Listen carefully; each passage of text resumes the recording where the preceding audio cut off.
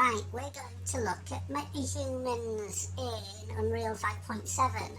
This is going to be a basic overview, just to get you to a point of assembling your own created Metahuman, and then we'll have a look very quickly at how to add some custom clothing and then get it into the cinematic sequencer. This will probably be a long tutorial, and we'll have to do a lot of stopping and starting because there's a lot of downloading of plugins, and also we need to connect to the cloud to kind of assemble our rigs and stuff. So bear with us, but by the end of this we'll have a nice little step-by-step through the process of an Unreal Metahuman in 5.7. Right, so we're going to get started by making a whole new project from scratch, so we can go through the process of making our plugins for getting one of these little synthetic beings into our projects. So, jeepers, look at my desktop. Right, let's go and go to the Epic channel.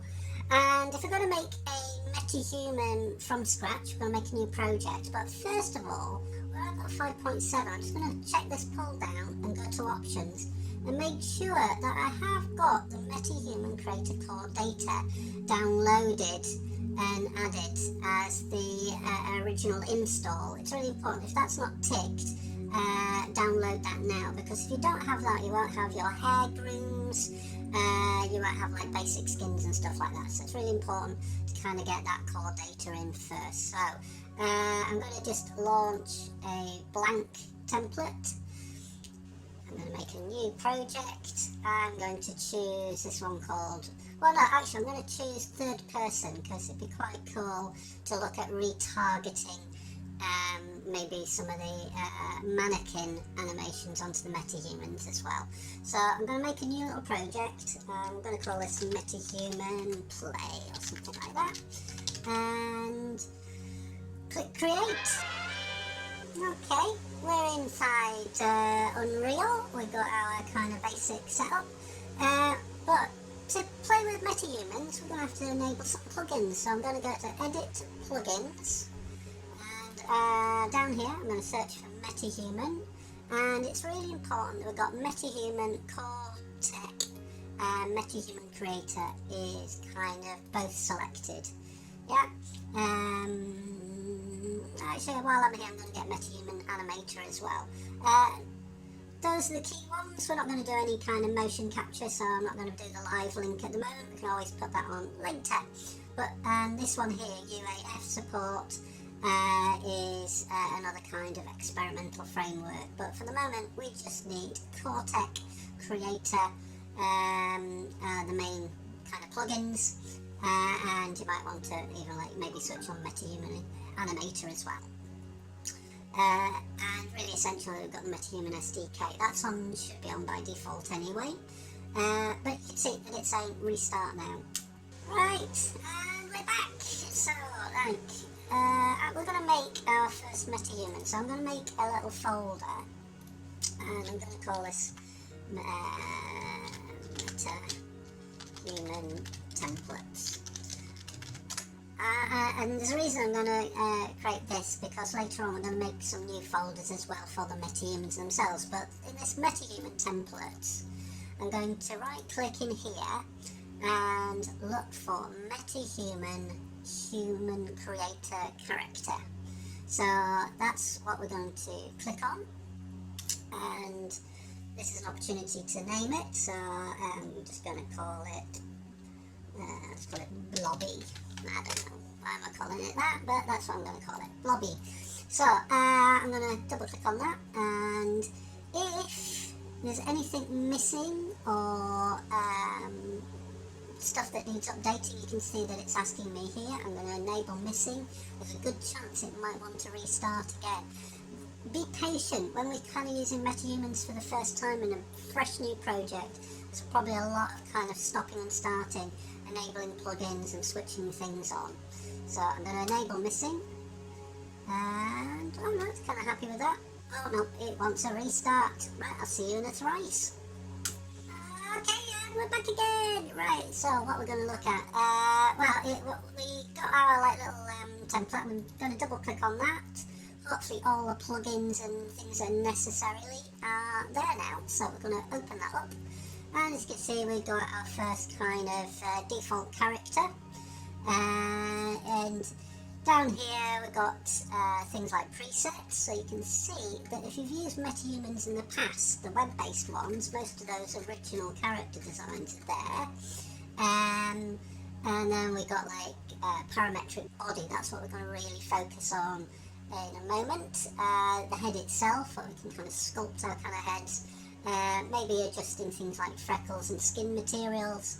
Hair and clothing is kind of very basic because we're kind of limited to what's in the core, and then ultimately we need to assemble it so we can kind of play around with it inside our Unreal project. So at the moment there's our kind of main character. If you see, we've got presets, so if there is a kind of like starting body that you quite like the look of, you can always double click on one of them to get running, or you can go straight to kind of body. Now in body mode you kind of got by default blend. What blend means is choosing the DNA of like any of these kind of presets and be able to blend between them as a quick way of customizing characters.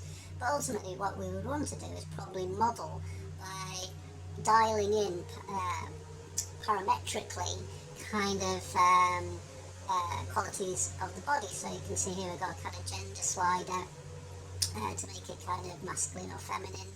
We can kind of adjust the muscularity, we can adjust the level of fatness, make it a little bit more thinner. We can dial in the height to centimetres, maybe 170, or I could just actually click on the number and type it in. You can really start adjusting kind of very specifics like shoulders and stuff, so experiment with this.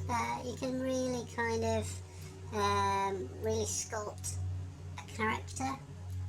In this parametric mode you can really kind of push kind of extremes as well, so it's, whereas with the older web-based one it did kind of keep it very human. Here you can kind of start making quite alien bodies as well, so be mindful of like how stylized you're kind of wanting it. Do you want it to kind of like be a very like hipster Pixar style female with big hips and stuff like that.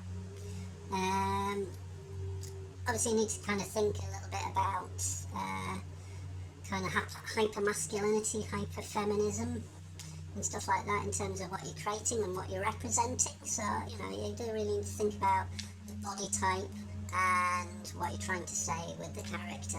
Especially if this is trying to be kind of quite photorealistic. So anyway, we've got the body.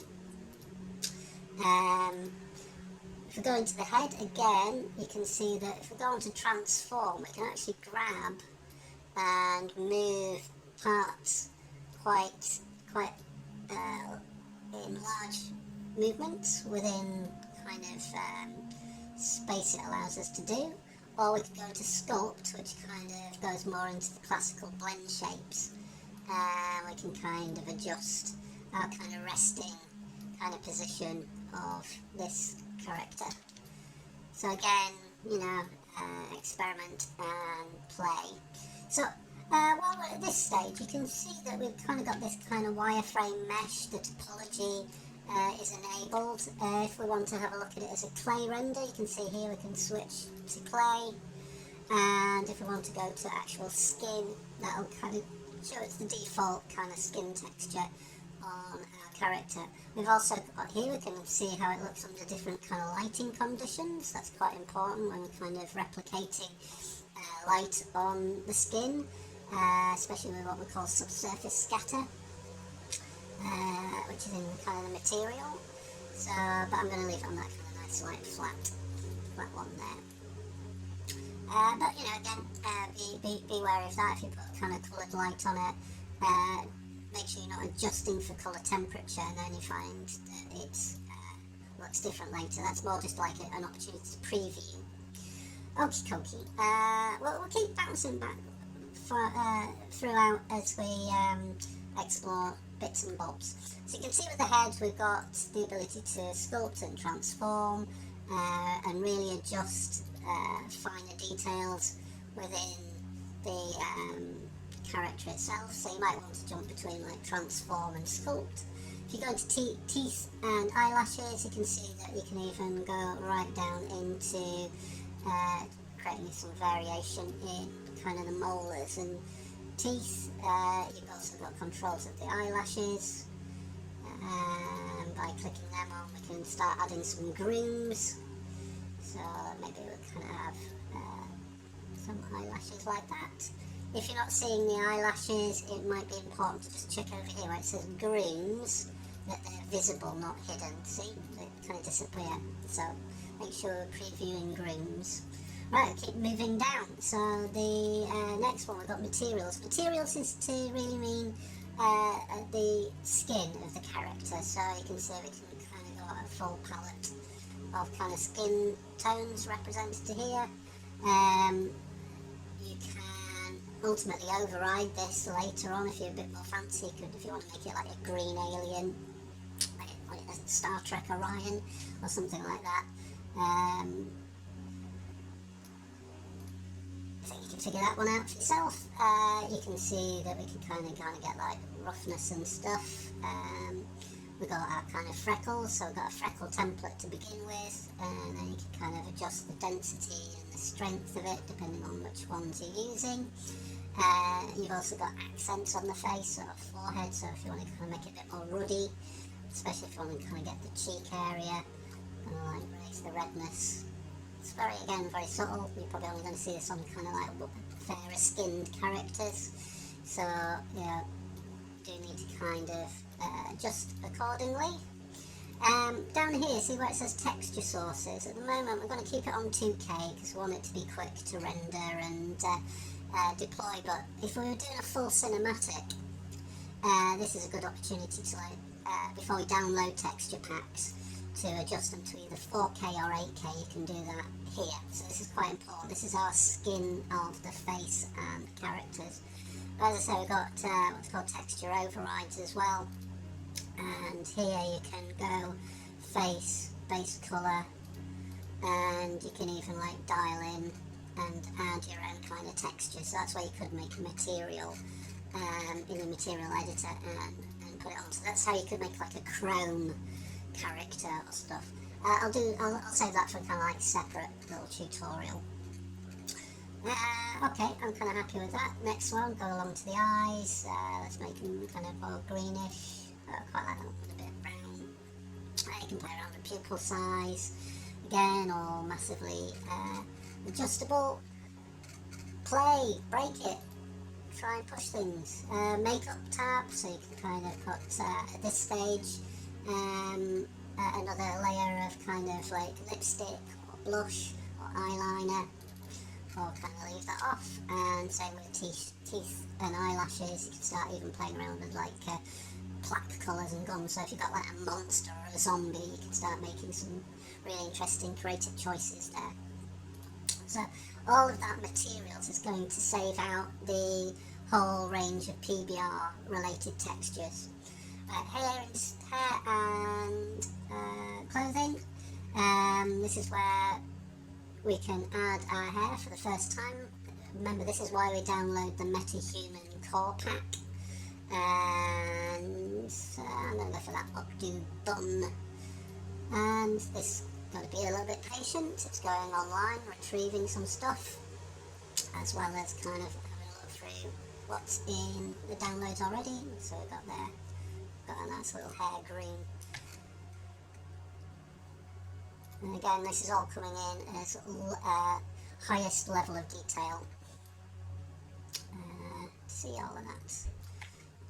And the viewport, all I'm doing here is just using the middle mouse button to zoom in and out, or alt click left to kind of orbit around. So same usual viewport kinds of controls, or press F to focus. Yeah.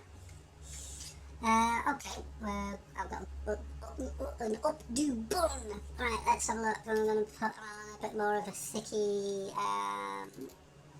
eyebrows. So again, that's a green, so it's going to add that. There, it's added now, so we've got our greens. And we've already got our eyelashes because we added those earlier. Now you can see that we've got these selected core greens, but if I go into the details now, you can do things like hair colour override, depending on the kind of like level of melanin that you want to like simulate. And so if you want to kind of like make them very dark, you can do that. It's kind of there it is, there's my hair. You can make it kind of blonde, or can make it kind of dark. We can kind of do, kind of bring in a little bit of little bits of whiteness if you want to kind of like aging subtly. If we go back to our selection mode, we have our first kind of looks at clothing. There's not much clothing in our Metahuman 5.7. You're going to have to make it in like Marvelous Designer, Clo, find stuff on the marketplace, maybe download the mesh, open it up in something like Blender, Maya, Houdini to kind of model your own clothes and stuff like that. It's a whole art in itself, and we'll save that for another tutorial. But you can see here we got our kind of white tracksuit, well, not even tracksuit, just shirt and boxers. If I click that, that puts those on, so at least she's a little bit more clothed. But while we're here, I'm just going to stop, and if we go into the content drawer, I'm going to go to Fab, and let's go and find some Metahuman clothing. Now, a lot of it you have to pay for, but there is one example of something that's free. So if we go and search for free, that one there, that's streetwear parametric outfits. Now what it means by a parametric outfit is it's designed to adapt to the body shape that you're building at the moment. Usually when people are making clothes, they tend to do what's called a skeletal mesh approach. That means it's bespoke for the Metahuman we're building later or would export. But this one means we can have some clothing that we can kind of adapt to any kind of bodywork. So it's good if you can find anything called like parametric outfits, grab them because they kind of adjust to the body type. I'm going to add that to my project. Sadly this is 5.6, but it does work in 5.7, so I'm going to add it. It's going to download, and we can show you how to get quickly these custom parametric clothing into our assembling area. So you can see we got this thing called Metahuman wardrobe. That's really important. It's that one I want to use. So let's close that down. And here I'm going to drag that and put that into here. Click on that one and remove it by clicking here. Go back to our underpants, and then if we click and select that clothes and then wear it, because it's in our wardrobe, it's going to add that. So this is, if you've downloaded a clothing pack, we can add that there. Right, so I know this is really quick and fast. We've kind of built one from scratch. I haven't even used a preset, but remember there's presets there that can give you a base starting point. From that you can dial in exactly kind of body shapes. We've kind of focused on modelling parametrically, but Conform allows you to import DNA, so that's kind of, if you've already got like metahumans from an older version, or you're kind of trading off another project, you can bring DNA files in that way as well. But parametric modelling is what we looked at. We did that also to the head itself, where we can kind of sculpt and transform it. Again, Conform, so you can import from a predetermined source. We went to materials that kind of set our skin tone, freckles, and stuff like that. We got our hair and groom, and within that our wardrobe asset. So remember make sure you got kind of like a little clothing symbol that says it's kind of where that's kind of being worn. If I kind of select that at the same time, they'll be both added. Yeah, so you've got to make sure that you only have the clothing that you want, otherwise you're going to get that effect. Yeah, so I'm going to remove that one. Okay, a few other things we need to do before we kind of send it to Unreal itself is I'm going to go to create full rig. So when I click this, it's going to prompt you possibly to log in to your Metahuman account through Epic, the Epic Manager. Here it hasn't asked me because I've already logged in earlier, but that's a prompt you might get. And this is a long process, as you can see down in the bottom corner. It's kind of going to take 75% doing. Nearly there, right. See how it's kind of wanting to ping online sources. Okay, let's get started again. Right, that took about 40 seconds to auto rig, and you can see we've got a little warning up there. It's rigged now, it's rigged. So don't be adjusting too much of this, because we'll have to like unrig it, remove rig. It does. So anyway, Avengers Assemble. So here, where it says Assemble, that's that final part of the pipeline. We've got cinematic quality. We've got a more kind of optimized version, which is good for like games. We've got a specific Fortnite version, and DCC, that's our digital content creator, so that's how we export it for Maya or Blender or Houdini and stuff like that. So that's where I'll export things like FBXs and USD files. For the moment, we're going to leave it on UE Cine quality. We've got one more last chance to play around with the textures and stuff like that. But if I'm happy, I can click Assemble, and this is going to make a new folder and create and bake and manage and put all the blueprints together to make our Metahuman that we can play with in Unreal. So we'll come back in a moment. Right, and we're back, and as you can see, it's made our file, so I can kind of save this template, because it means I can always come back to that and make variations of it. But for now, if I close, you can see that we've got a new, not Metahumans folder. It's my Metahuman template, so that's where the character template is, but here, it's now got a folder with a blueprint with everything necessary, from grooms to the textures to the clothing, everything there that we can use for animatics, cinematics, live link, etc. But really the big one for us is if we go into the actual named character, because this folder here, common, that's like all Metahumans will kind of tap into that one.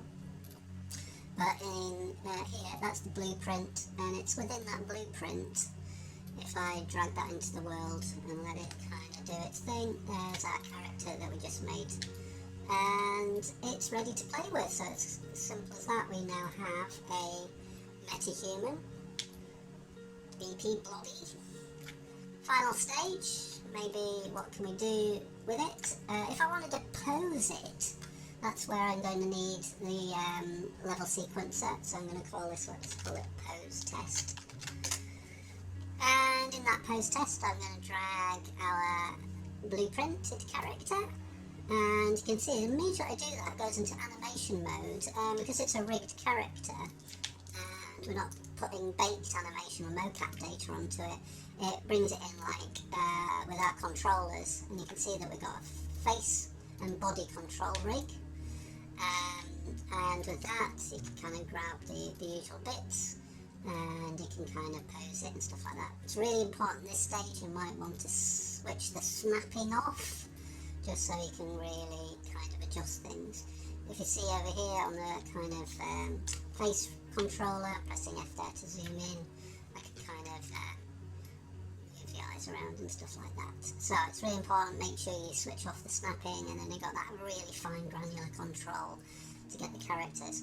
Now, there's lots to play with here and tick and change, so what we might want to do is create by going to Window.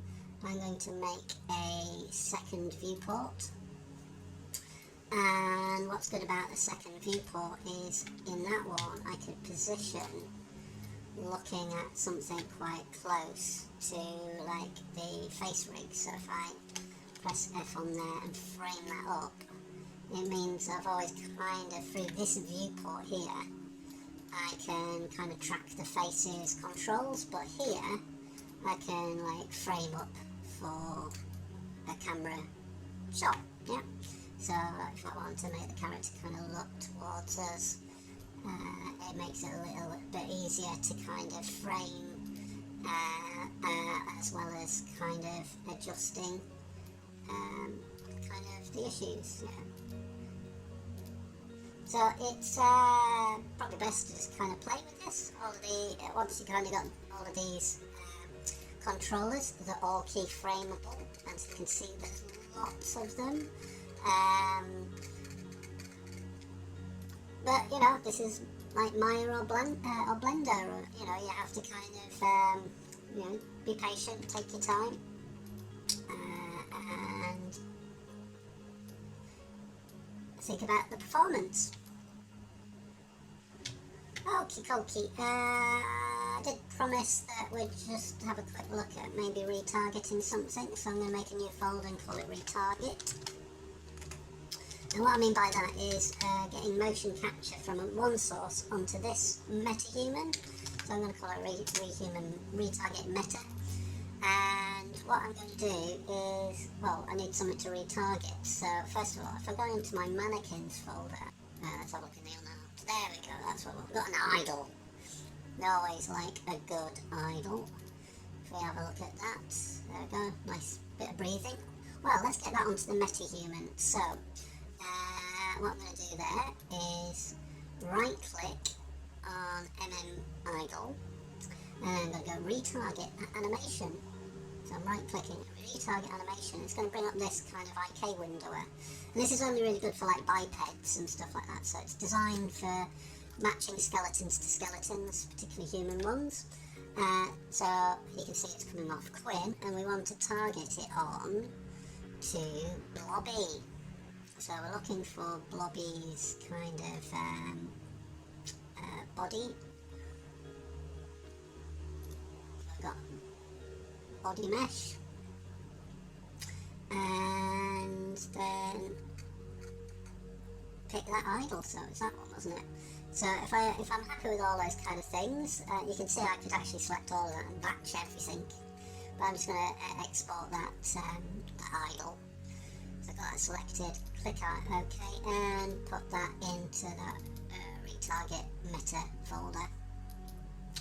Don't overwrite existing stuff, and you can see that we got the idol on there. Okay, well, how do we use that on the sequencer? So at the moment we've got this control rig, and that's kind of overpowering everything. So what I could do is hide them or deactivate it. And if I go to the body's core track, I could add the animation that we just baked and put it to that folder. So there's the idol, and you can see that there's the idol info. So as quick as that. So if you've got some Mixamo animation file, you can do that as well. So if you do any more, then we're kind of getting into a new tutorial, but I'll leave it there. So we've made a custom Metahuman. We've got it out, we've quickly looked at put into the cinematic, and we just retargeted very quickly a bespoke piece of animation and overridden the usual controllers to do that. So I think that's enough. I've been jabbering on so long, and I'm ready for food, so see you later.